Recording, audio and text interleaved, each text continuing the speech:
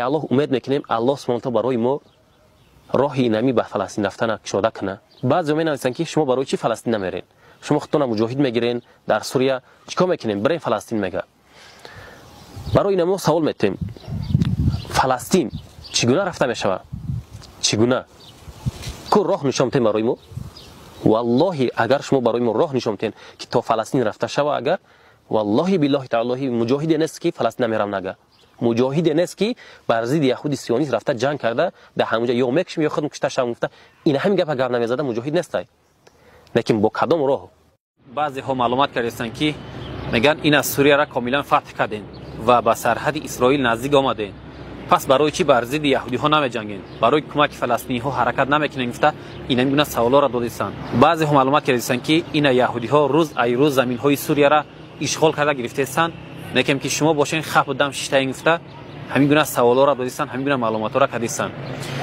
اول اینکه مجاهدا خف دم نشدن، مجاهدا حرکت کردیدن، مجاهدا ای قوت تیاری دیدن. آن حرکت و آن تیارگری مجاهدا را که شما ندیدین и уманора надо ки муҷоҳиду хабдам штагиан. Но вы не планируете воевать с израильтянами. Вы не можете, правда? Они слишком сильны. Сирия устала от войны, независимо от того, силен ли Израиль или нет.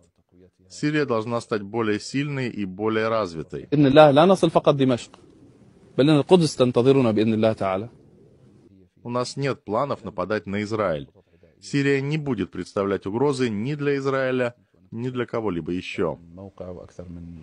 مجاهدا تیارشون دستن و امکانیتشون استفاده بردهستن و این تیارگری خودشون مجاهدا آنها مجبور نیستن که با کسی برآمده معلومات بدن که ما ایگونه تیاری دستیم، ایگونه حرکت کردیم. برای خاطر تیارگری مجاهدا رفته ایستادن الحمدلله و این چیز برای شما مخفی باشه اون معنا را داره که مجاهدا خبدم شدگیان. برای به سرحد یهود رفتن ما باید نمی 5 دولت بزنیم بشکنیم، منطقه را گرفته بعدا ما میتونیم به سرحد یهود نزدیک بشویم. لیکن تا اونجا رفتن چقدر قوت، چقدر جنگ، چقدر بگیم که مجاهد در کره. لیکن ان شاء الله نتیجه جهاد ما ان شاء الله که یه روز نه یه روز به هم گرانیسه یهودی رفتن ان شاء الله همین که رفتیم باذن الله تعالی میدرویم و برادرانی در فلسطین بودمون کمک میکنیم. تکبیر! الله اکبر! التكبير الله أكبر في ليلة الميلاد. حضرتك كمسيحي ماذا تقول؟ أنت مسلم وعامل بابا نويل.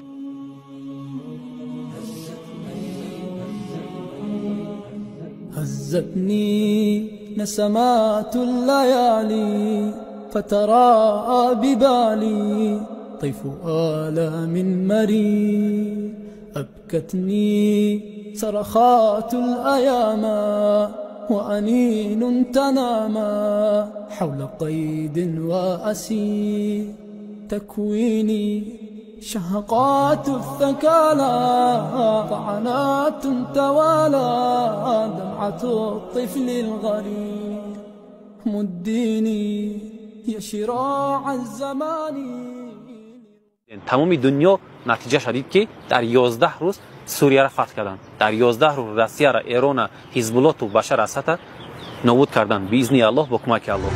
قوات تابعه لوزاره الدفاع السوريه وايضا وزاره الداخليه في حكومه تصريف الاعمال قامت يعني بتفتيش هذه العربات التي خرجت من القاعده.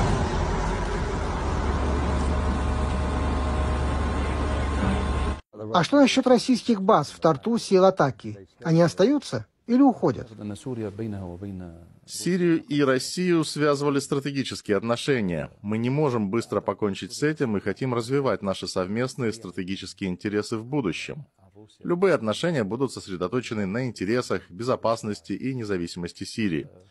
Поэтому мы не спешим выдворять Россию из Сирии, как думают некоторые. Мы уже открыли каналы связи с ними.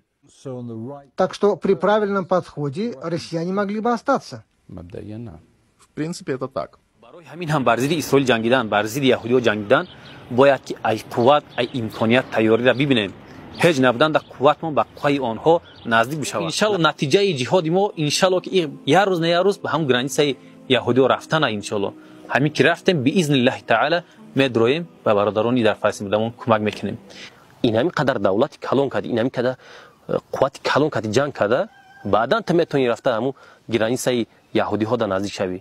انا او وقت شما بگین که چرا شما نمیدروین طرف یهودی ها ده اینا گرانیستون یک قدم ای چرا نمیدروین اینا مامین شما گاف زنین میارزه. مجاهدا خودشون خوب میدونن با کی بجنگن، مجاهدا خودشون خوب میدونن دشمنشون کیان، مجاهدا خودشون خوب میدونن که در آینده بر ضد کی بجنگن، کی کاتی بجنگن، چه خیل بجنگن، چه خیلی تیار بینن. ایرا مجاهدا خوب میدونن و با مصلحت و معلوماتی کدام یک جاهلی که امروز معلومات را حقارت میکنن به اونها احتیاجی ندارن. برای همین خاطر اوید هدف نومون ما مجبور نیستیم که با کسی معلومات بدیم. ما خودمون خوب میدونیم دشمنمون کی چگونه بر ضد اونها بجنگیم، چگونه تیار بینیم، ایرا خودمون میدونیم. У нас нет планов нападать на Израиль. Сирия не будет представлять угрозы ни для Израиля, ни для кого-либо еще. ای الله امید میکنیم الله سبحانه و تعالی برای ما راه اینمی به فلسطین رفتن کشاده کنه